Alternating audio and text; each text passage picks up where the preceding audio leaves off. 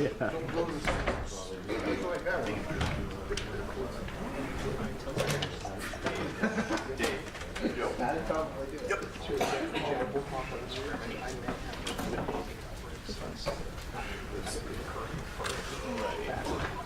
I get it.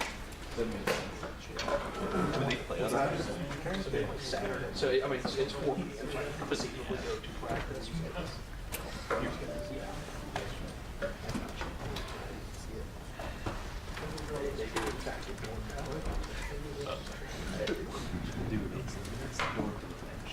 Absolutely.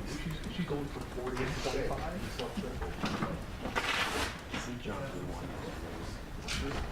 She got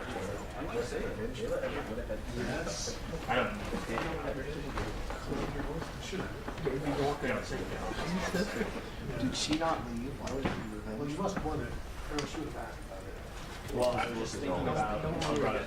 You good, Scott, with your shot? Yep. I'll make sure. Hopefully. Sorry. I'll take that. Handshake and like the Achilles Which cable is yours? Thank you. I never knew. Couldn't figure it out. I gotta sit down first, then we're dead. Hold on.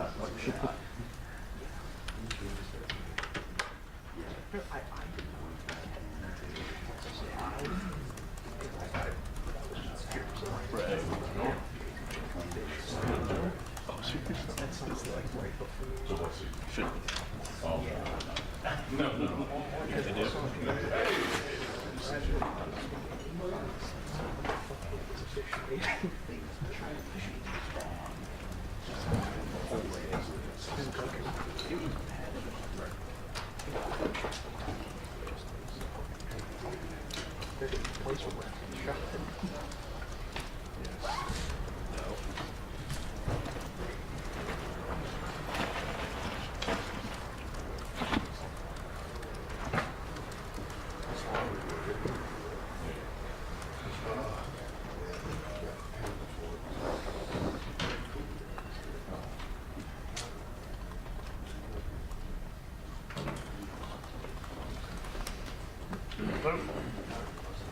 Good.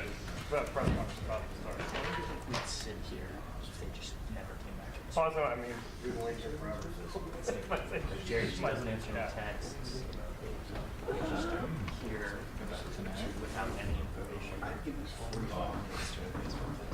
We was just around for 1 hour. Yeah, but at least we're getting like updates. Like, okay, we should be here soon. On Hey, Ryan. No one came in. they changed that or Screening people now. I'd eventually get Thanks, bye.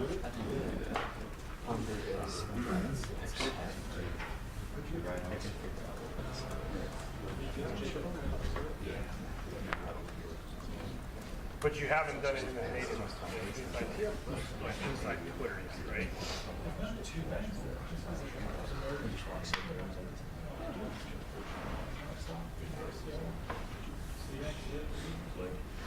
Right. And that's locked you out? Okay.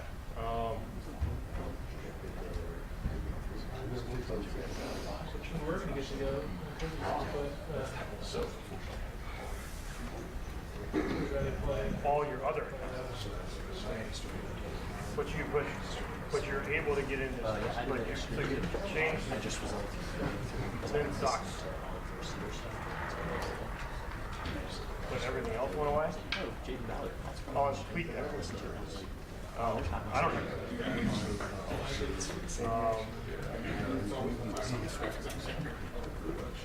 We'll have to read this one. 2019? Yeah. Yes.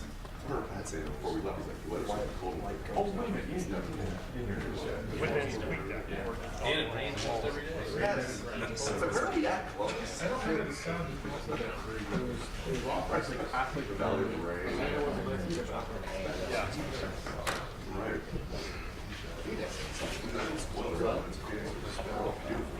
Father transfer. I've wasted my time, so I might as well try it.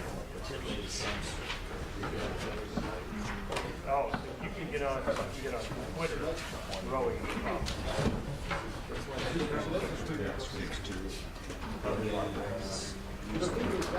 Get on rowing Twitter inside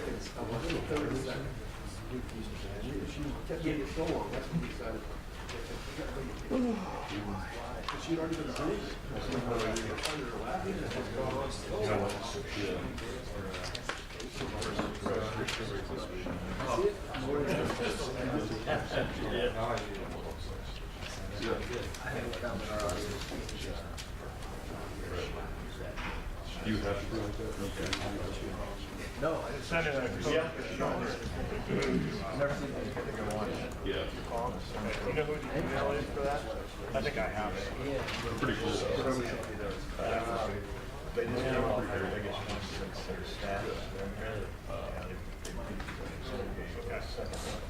They're pretty sturdy too. You're able to get a Twitter soccer right now, which is really but it goes. Yeah. So we should be able to get that. We should be able to get that.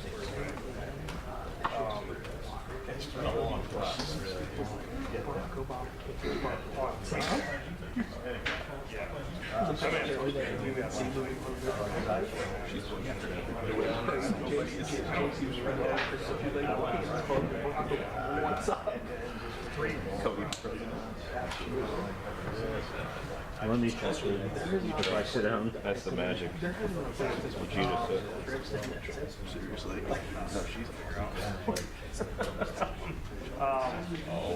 Okay. Well, why don't we? So,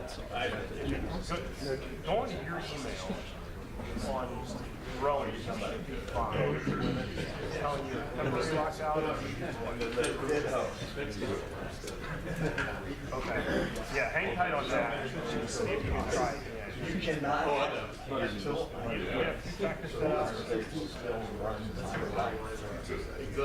So this great. And I think Saturday.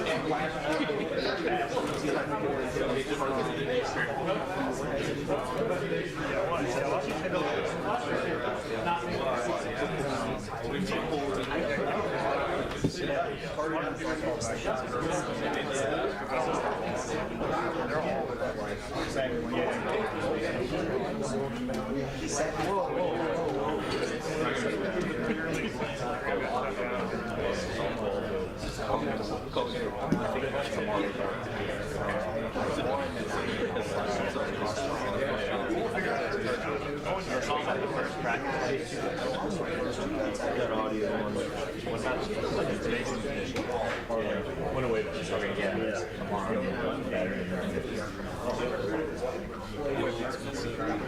I didn't see that text. All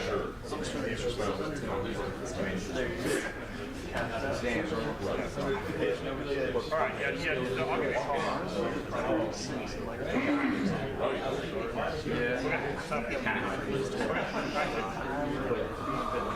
There's mistakes. We talked about it. We can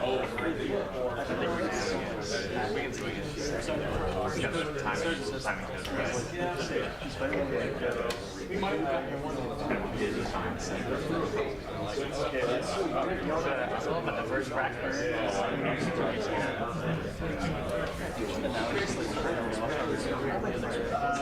Well, the other two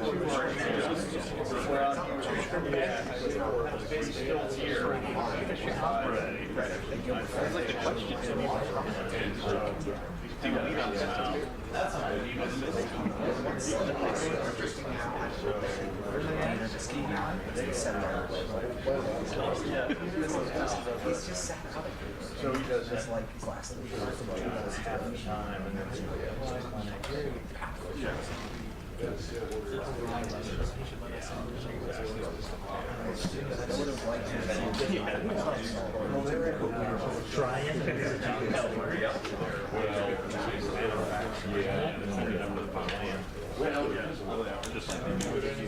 Yes. Maybe walk out of the room, that's okay. Reach down and switch batteries.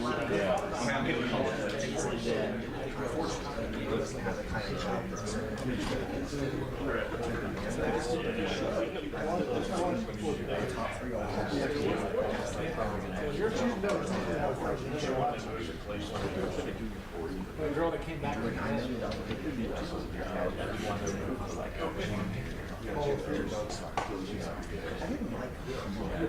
He's learning. And like you have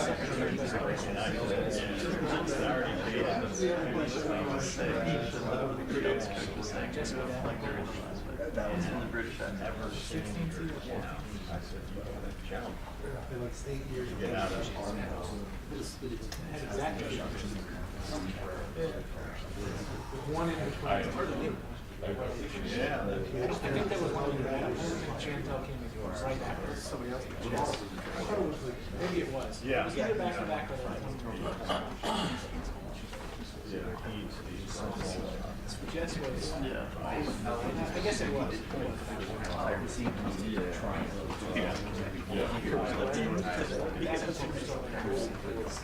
don't know what would we go to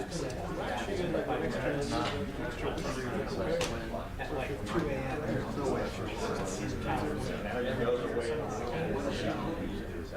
That's right. Yeah. I know. Yeah. So they had 7 consecutive years when the big time. Yeah.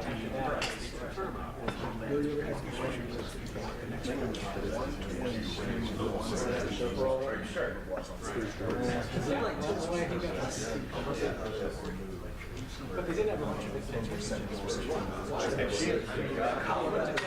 Oh.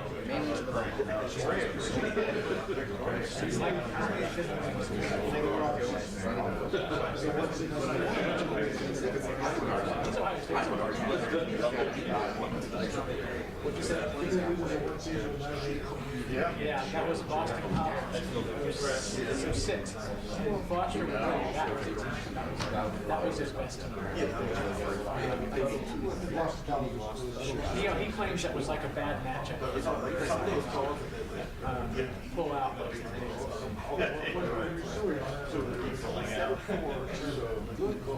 So that team they had a 4. Debbie Merrill, second transfer. She was really good. They didn't have another 4. But they had. We're not. They still had good. They were good at execution. They were a little better at guard after that. But they had a couple of like the raw talent of like Jan Tellis Jr. and Senior was better. They had a couple of those years they played Tennessee. It was like, well, Ohio State has 4. Right. That's just the most there. Tennessee had 9. And so like 3 of them sucked. So just within 3 teams. And then one of the third guys came in and scored like 10 points. And that was like straight. That was the end of the that was that big one. Oh my goodness. Yeah. Oh. Like Tennessee, like that was set following when they fought it. I don't want to shoot. I have to shoot. I don't want to shoot. I can go in. That was my high school group. That was where they played here and then Dayton, and I think the Final 12 were. I was afraid of I was just described.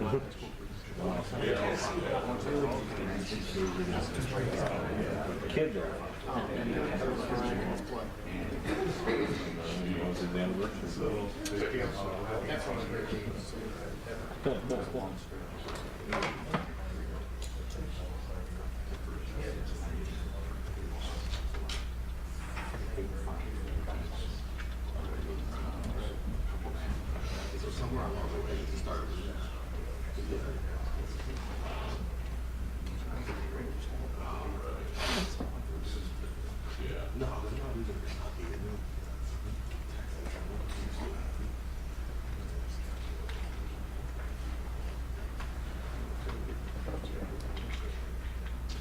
I told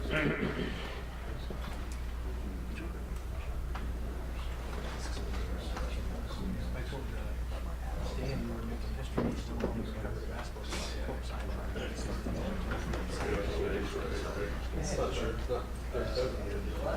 Oh, really?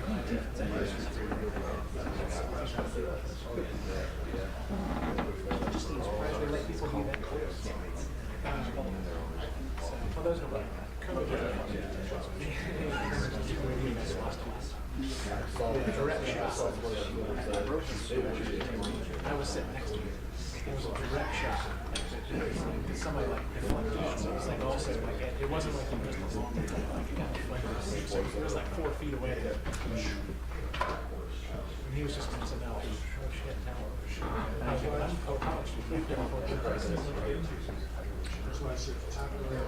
That's why I was mine was closed when I wasn't there. I'd open it every time I write a couple sentences and then I closed it. One ball I was taking it, I was like, yeah, tomorrow.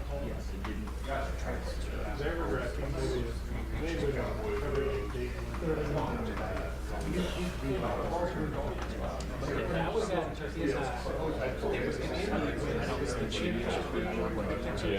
I just saw him and I was like down towards the baseline next to us center. He had like this thing got spilled. Missed my defensive box. Did he smell it or did The ball hit it. It was his water. The ball. It was not his fault. Other than actually having the water there. It was not. That was intense. He sold that place out. Yeah. That was as good as it gets.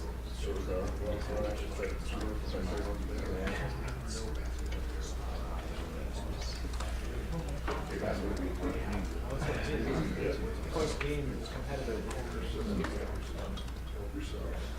Wow.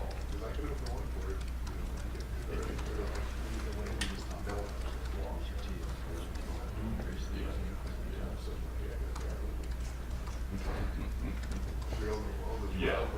Yeah.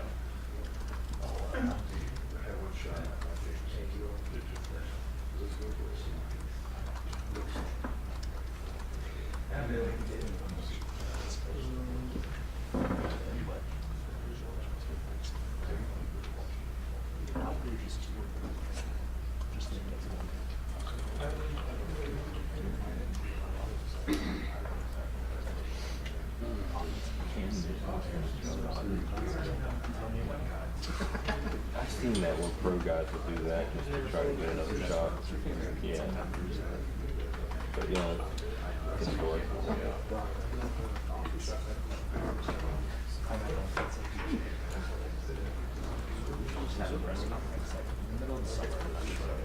Murphy's talking about. Who's playing soccer today? Soccer. It's the international. Big games? The international. Oh, this is the window for international. No. I got nothing. I'm free all week. I'll just be here. The oranges are going to pile up. Who will be there to slice them? Now you can go to the That's Newt's job. Now you can go to the team. Thursday night.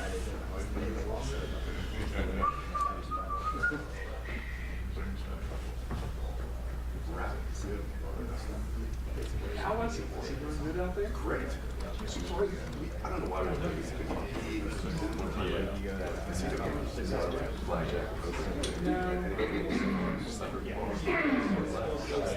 They probably should. Well, we didn't have any. He's been there forever. Don't go there on Saturday. He probably should. He can just get this early schedule. There's actually good Yeah. I didn't do that. But Got busy. the first thing was in the interview. What's the deal with this pro day? Texas softball stop is going to like talking about how time is really long. How are you?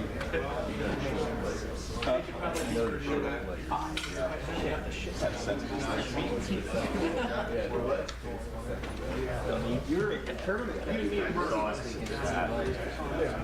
That's fun.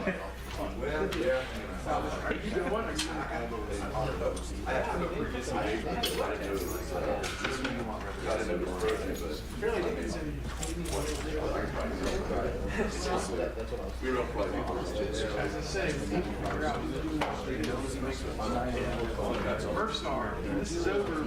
Talk about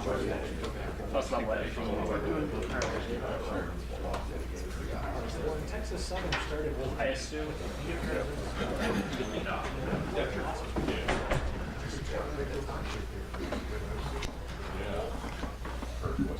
Just want to start off by saying congratulations to the women's basketball team and Coach McGuff for a great game last night and moving on to Seattle in the Sweet 16, and then also to Nadine and the women's hockey team for a great season and making it all the way to the national championship game again.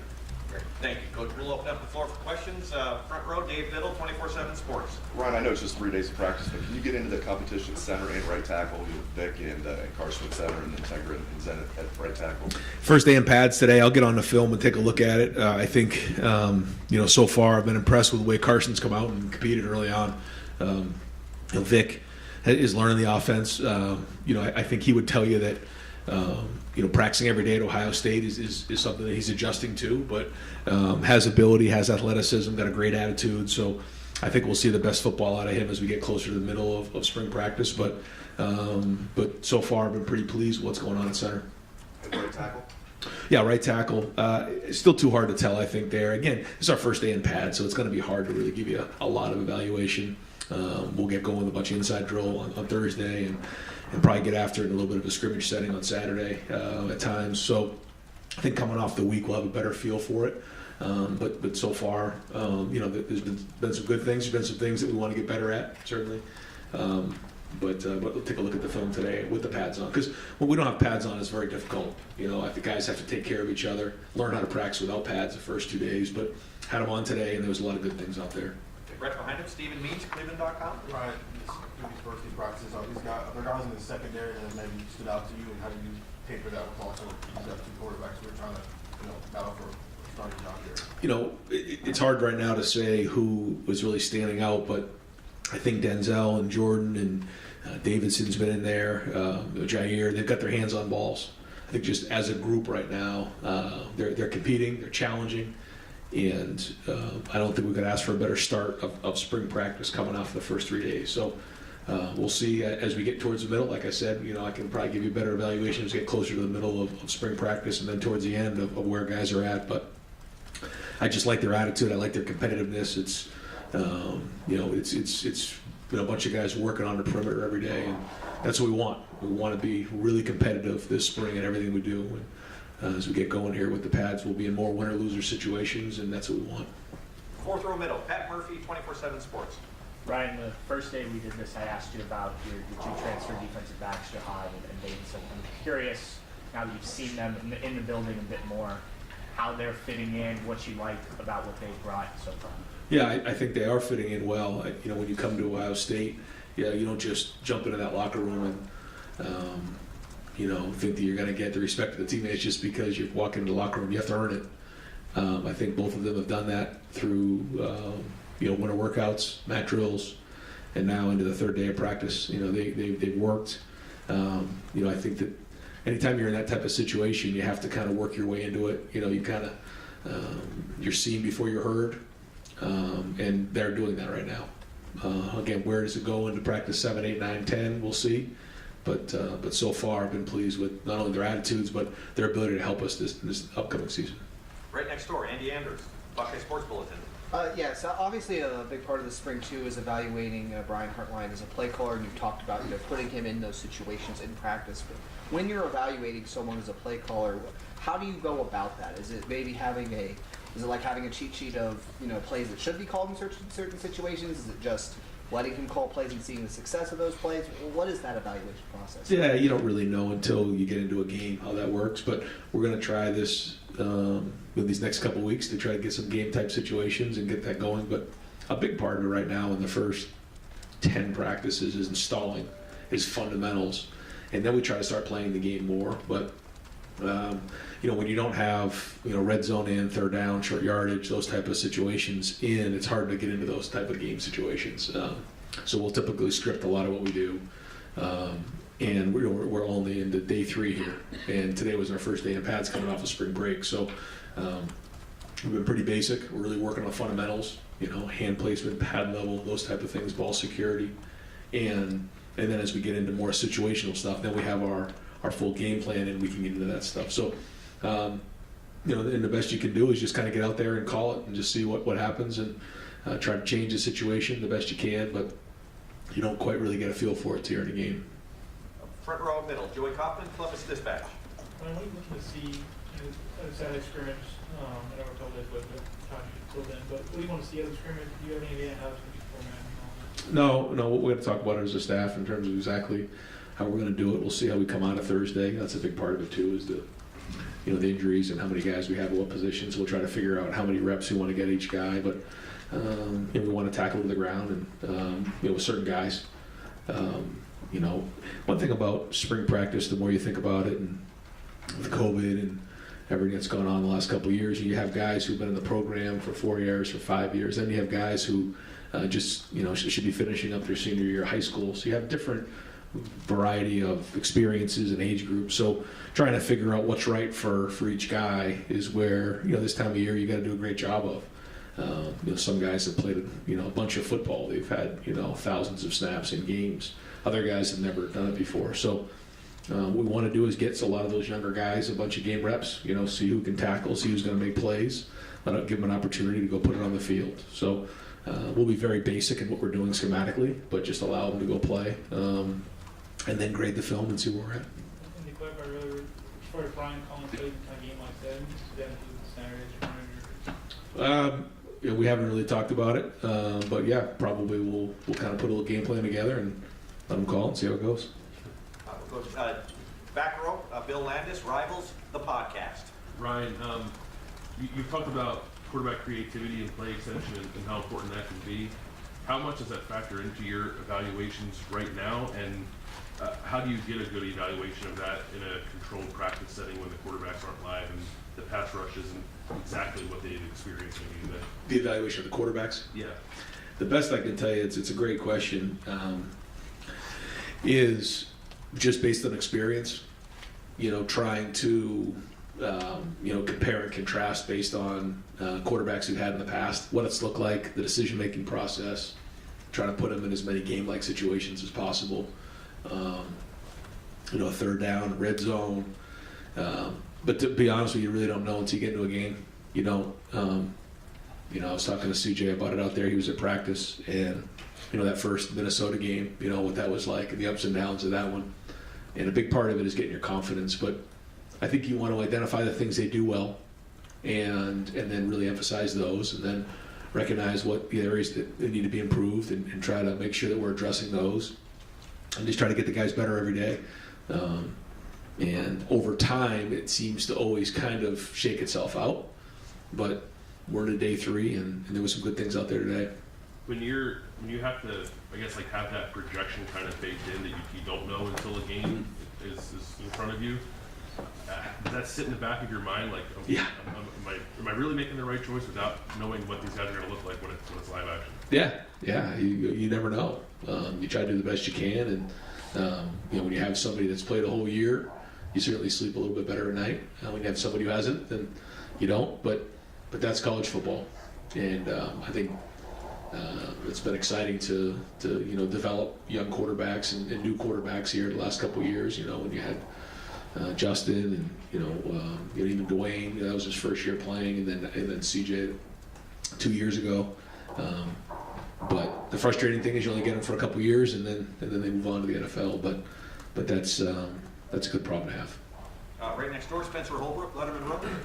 Ryan, it seems like you guys know exactly what you have with Ty and Mike and Tyler in the middle there. But then beyond those guys, it doesn't seem like there's a lot of experience. What do you need to see from those guys behind him, Hero, even Jason, those guys, to know that you guys are set at defensive tackle heading into the summer? Yeah, you need them to flash. You need them to make plays. You need them to get off of blocks. Consistency over a whole spring.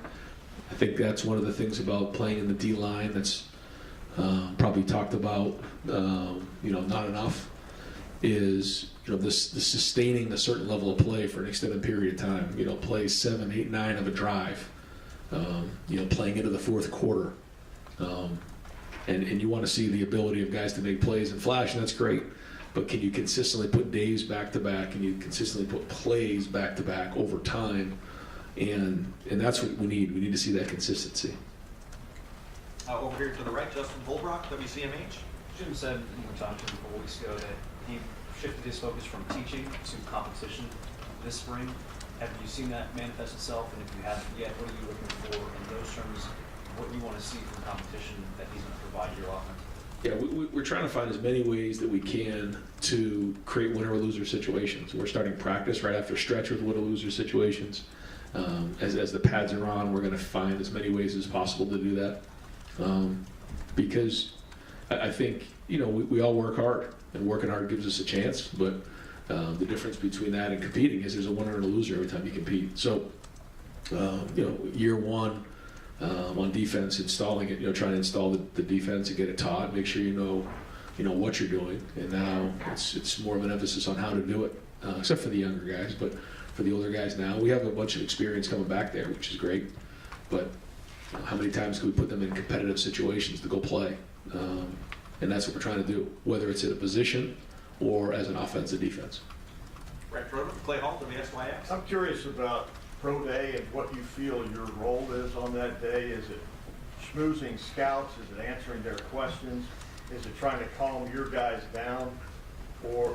And additionally, and how much does that day mean to the overall evaluation? Because there comes a time, and the ones I've been to, when the quarterbacks start throwing, it's kind of a hush, and you can just feel the tension. And it's like, this is an important whatever. Yeah. I think for us, the last couple of years, we've been able to have some of our younger guys participate to help out. So last year, for instance, CJ, threw to Chris and to Garrett. And so he actually got an opportunity to experience what that was like. We played some music to kind of do what you're talking about, and kind of, that, kind of quiet, awkward tension in the room, to try to get rid of that, because the whole thing of it is just to play loose and have fun. And that's what we try to talk to our guys about. So in terms of our role, I think that we just want to provide them whatever they need. It's their day, to try to, highlight what they do best. And with all the different people, we come in, we meet with them. We'll have a meeting with everybody who's in attendance, and then a lot of one-off conversations and meetings. Yeah, we do that. And I talk to them, Nick talks to them, and we just, answer any questions that they may have about our players. Most of them do such a great job. They know so much about our guys already. They have the combine interviews, but we're just here to advocate and provide information and make sure they have a great day, so that they're putting their best foot forward. One other Tim May quickie. If CJ killed it at the combine, does he really need to throw here? It's a piece of the puzzle. I think every time you do something, it's a little piece. But I think you watch what he did this season. You watch the way he played the Georgia game. You get a chance to see at the combine the way he throws the ball. But I think most teams know what he can do. But it's another piece of the puzzle, and it's a great opportunity for teams to get out here and see him live and in color and see him throw it. It's good. I know as a quarterback, I always wanted to see what it looked like coming off the hand, and everybody got a chance to do that at the combine, and they'll get a chance to do that on Wednesday, because that's tomorrow. Front row right, Austin Ward, Rivals, the podcast. Well, we've seen how successful your offense has been with the two tight end personnel grouping out there. We know that you've got Cade coming back. I would assume that it's Joe or G sort of leading the battle there elsewhere. How do you see that shaking up throughout spring? What do they need to do? I know the pads just came up to that. Yeah, well, they both have to be able to play in 11 personnel, which means they have to be able to go run routes and get open against safeties and nickels. But they also have to go in there and block 7 techniques in 11 personnel. In the 12 personnel, we have the Y and the H, and the Y does a little bit more of the heavy lifting. The H is sometimes a little bit more off the ball and does a little bit more off the ball type stuff. You saw Mitch do that a little bit last year. You saw Ruck do that the year before when we had Luke, Luke Farrell. So Cade's shown that he can do both, and we're looking for the rest of those tight ends to do is be able to show that. I think Keenan's off to a great start with that group, and hopefully we can keep growing on that and replace Mitch. Is the fullback position going to be dead? You can't find somebody to do what Mitch did? It's going to be interesting. We have a couple ideas on that. We've tossed around the idea of some different ideas, and we'll kind of see where it goes, but we have some good thoughts. Fourth row right, Cameron T. Robinson, The Athletic. Ryan, you mentioned you want to see, like, you really learn a lot from these quarterbacks when you get in a game. What do you look at in a scrimmage? I mean, it's the best chance you have right now for the games and situation together. I've been talking to our guys about making the routine plays routinely. With our players and the skill that we have, we don't need extraordinary stuff. We need people to take care of the football. We need them to, if the first read's there, take it. If not, work on to 2-3, and then have a plan from there. Make good decisions on the run game, take care of the football, and lead the offense. If you're going to turn the ball over, it's not going to go well here. And so we've got to take care of the ball, but you also know we're going to be aggressive. And that's not just easy. It's a lot easier to say, well, take care of the football, but we also want to go score a bunch of touchdowns. So there's that balance that you have to find. And, some guys can find that easier than others. We've been fortunate enough to find the guys that get a feel for that. It's probably a big part of the it factor that people talk about, seeing the field and understanding situations. But the more game-like situations we can create, the more we get a feel for that, and certainly taking care of the football and making routine plays routinely is important. Obviously, a game is different than a scrimmage, and you have all the pressure and everything going on. But when it comes to the quarterbacks, you still evaluate them the same way in a scrimmage as you would in the game, or is that different? No, I think it's the way that the game is played. You have practice and preparation that leads up to a game, and then you have to go put it on the field. I think that it's kind of like that in the spring and the preseason, where you have your practices during the week, and you're making evaluations every day. But one drill could be team run and play action pass, and you're specifically working on that, and you're getting better at that. But that's very focused on that specific situation. When you're playing in a game, it goes from first down to second down to third down. And if you're not staying on schedule on first and second down and finding that check down or being able to create a play on third down, you just don't know that until you're in those type of situations. So it's one thing just to play one play. It's another thing to understand how that play is going to affect that drive and ultimately the game. Front row, right in front of him, Tony German, Buckeye Huddle. Ryan, other than quarterback, what position or position group comes into your mind the most? Are you thinking about the most right now? Probably offensive line, and then probably the secondary, just in general, just where that's at. I will say this again. I like the way the corners are playing. You'll see how the safeties did today, but depth in the D line. It's good to get a couple guys out there now that Tommy's not going to be practicing here this spring, to get some other guys going at linebacker. But those are the areas that we got to really do a great job with. With the offensive line, is there a danger of being too optimistic as a head coach about a position group? Well, you just have to evaluate for what it is. You have to identify, and you have to be real. You can't be faking this game. The players know it, the coaches know it. So sometimes you can feel like we're riding a guy, or we're really negative on someone who's a really good player, and they can call that out. Or if you're wrong in your evaluation, you think someone's better than they are, then it's going to get you beat down the road. So you just got to do a great job of communicating and identifying what you think it is in the evaluation. Front row of him, Doug Maurice, Cleveland.com.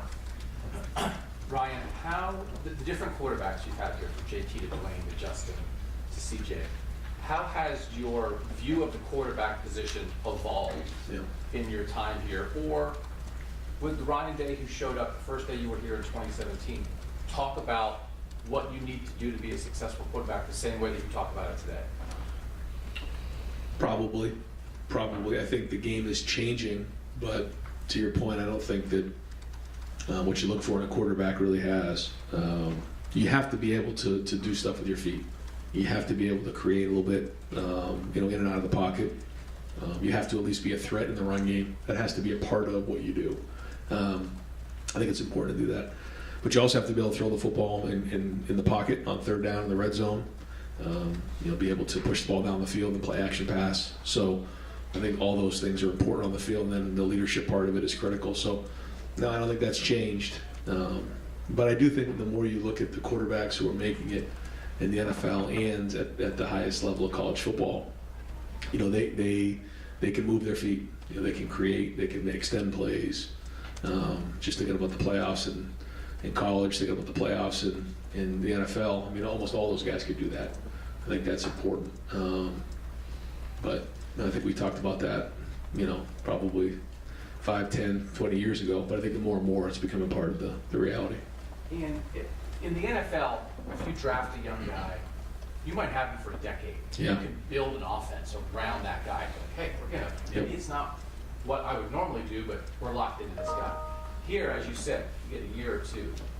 What is the right balance of, you said you always want to bring up the strengths of a quarterback. What's the balance of an Ohio State quarterback has to do this versus, this guy's got these skills, we can adjust a little bit, and do you adjust less because it's going to be a constant churn, where in the NFL, we could adjust and then keep that adjustment for a decade?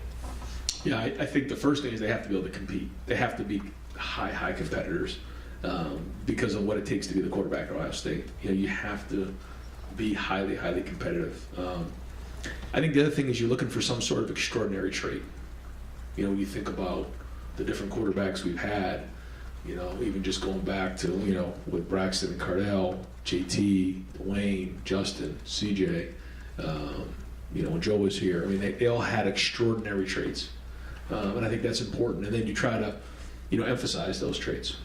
You don't have to tell us, do you think you have identified the extraordinary traits of Devin and Kyle, or are you still looking? No, I think that they're starting to take shape. Yeah, I think that they're doing a good job. I think the one thing that I can appreciate about both of them is their work ethic, their intelligence level, and it's been fun to get out there and see them now take the reps with the ones, because when you're taking the reps with the 2s and the 3s, it's a little bit different, especially in season. But now they're getting thrust up there and pushed up there, and we'll see as we continue to go. We haven't even put third down in yet. We haven't put any of that stuff in, so we'll see. But so far, I kind of like their mentality, and I think that the team, believes in them, and I think that's important as well. Front row right, Tim May, Letterman Row. Yeah, I don't mean to follow up on all this like Bill and Doug's questions and stuff, but when you put my eyes in your head, or vice versa, when you're out there in a practice play, how are you watching it from the quarterback standpoint? You understand what I'm saying? I mean, are they seeing what I'm seeing? I mean, what give me kind of a sense of that. Well, you're looking for timing. I think that's the first thing. Is the timing right? And you're looking at their eyes. Where are they looking? I think that's very, very important. And then if their eyes and their feet are right, is the ball coming out where it's supposed to be on time? And when it goes exactly as planned, can we make the play? Okay, that's the first thing. Yes or no. If they can't make the play when everything goes exactly the way you design it, that's not good. If you draw the play up and it doesn't go exactly the way you planned, is there a plan B? Which is not throwing it there if it wasn't designed perfectly right, or maybe the coverage is a little bit different, where they can recognize, okay, this isn't exactly how we talked about it, or this is a dangerous situation. Now here comes plan B, because it's their job to make it right, and that's part of playing the quarterback position. And so the more times that you can make bad plays right, the better off you're going to be in this game, and you can see that at all levels. But you also have to make the routine plays routinely, and that's what we're working on right now. Yeah. In other words, there's always an answer in a play. Exactly. Usually. And one of the quickie, as you've gotten to, and I asked you this the other day, but as you've gotten to roam, for want of another term, what have you noticed about the Jim Knowles defense that you didn't maybe catch on to last year? You understand what I'm saying? I mean, is there something you're kind of like getting a feel for what he's thinking? I mean, just what's that been like, I guess? Yeah, it's been fun to watch him work. It's been fun to see how, he, I can tell, he gets to a certain point where he wants to get enough reps of a defense over and over again against all the different formations, all the different looks. And then when it gets to a certain point, then he feels comfortable, okay, this thing's got to get game ready. I can call this in a game. But if it hasn't had as many reps, it's not ready yet. It kind of stays over here. And so it's my job as the head coach to make sure we have enough plays where he's getting what he needs to make sure the guys understand that enough, see the different ways that our offense are going to attack them so that it can be game ready. I just want to play off quickie. back to the quarterback. Do you notice when a guy has gotten comfortable wearing the black jersey, meaning I'm not going to get hit? You understand? I mean, how much do you factor that into as you're evaluating their boldness? Well, I like when they get into the games, as a backup, to kind of get whacked a little bit. I always try to get them into, even if they're maybe not a quarterback that is going to do a lot of quarterback running. I've always tried to have a couple where they're pulling the ball and they get smacked, or some sort of an out-of-pocket pass in those games, just to try to see them take that shot, because, like you said, in practice they don't get hit like that. So, but that's another part of it that you can't really predict other than what you see. Front row, Bill Rabinowitz, Columbus Dispatch. Another quarterback.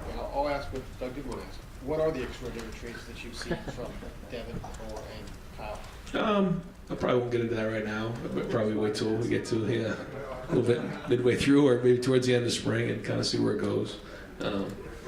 Because they're going to be there'd be a lot of eyeballs on them, and I think it's good for them to just continue to work and put days on top of days and see where it goes. And one of my suggestions to them is don't get done with practice and start sticking your nose in Twitter and everything like that. Not that there's a lot of evaluations week in and week out, but even after Saturday, I think for quarterbacks what they have to do is just continue to stay hungry and just keep working and not listen to the noise, because there's going to be a lot of that, especially when you're at Ohio State as a quarterback. So the least amount that I can say, the better for them.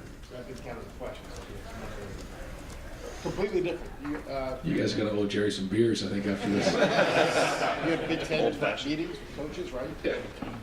What came out of that you can share in terms of maybe scheduling or just anything else that happened? Yeah, good conversation about exactly what you're saying. As we go into 24, things are changing. And what does that mean for the conference in terms of the scheduling? There's still a lot to be decided there. But as we go into, going away from divisions and all those types of conversations, there's a lot to be worked out. Certainly with the playoffs and the conference games, and so a lot of back and forth. I thought it was great. We talked about some rule changes and those type of things. So, I think we have our regular meetings, our regular meeting on Zoom, I think maybe next week planned, and so we'll continue that cadence of working with the conference. But I'll say this about the Big Ten coaches: a lot of respect for the guys that are in that room. A lot of experience, really good football coaches, and so even just to be in there and listen to others talk, was really good. Right behind him, Nathan Baird, Cleveland.com. Ryan, they released the new assistant coaching contracts last week, and we saw the raise that Tim Walton got, but we're also told that there was a change in his title to defensive passing quarter. Just curious, is there a structural change that goes along with that, and is that taking anything off of Jim's plate? How does that work? Just wanted to try to find as many ways to have the secondary meet together, to tie in the safeties and the corners, which Tim and Perry were great with, and so was Jim.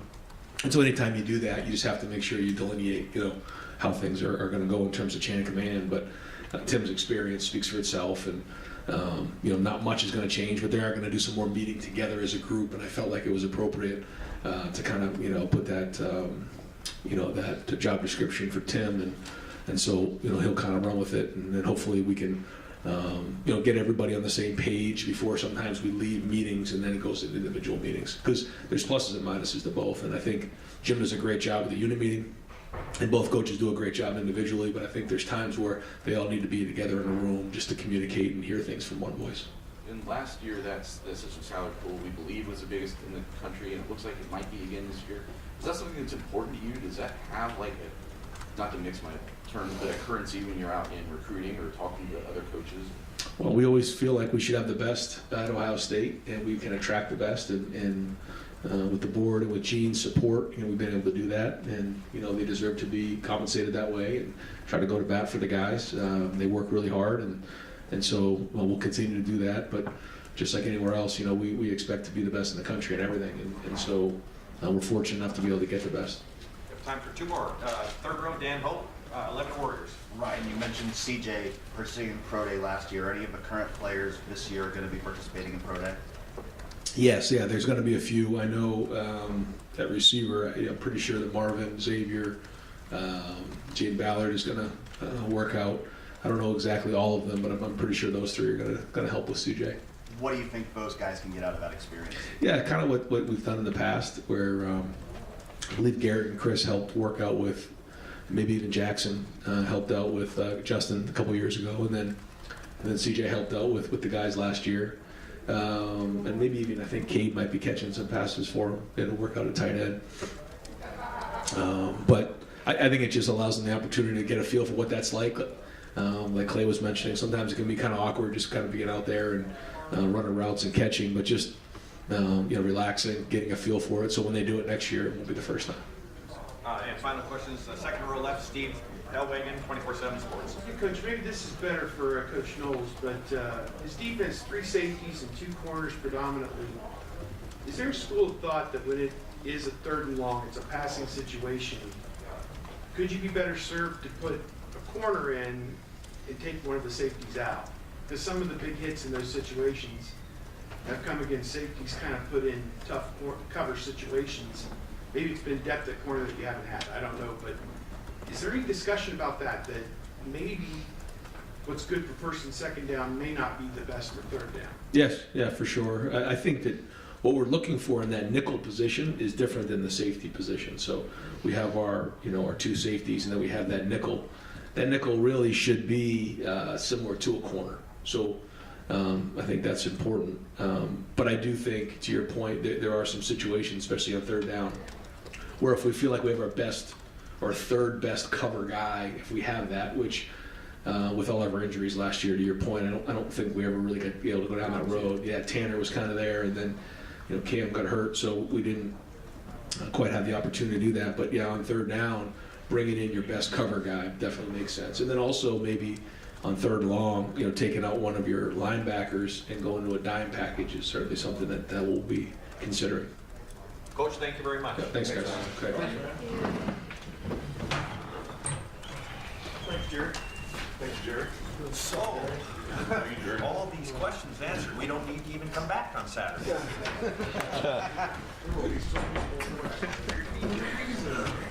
So, hey, folks, we got to be out of here by noon. So,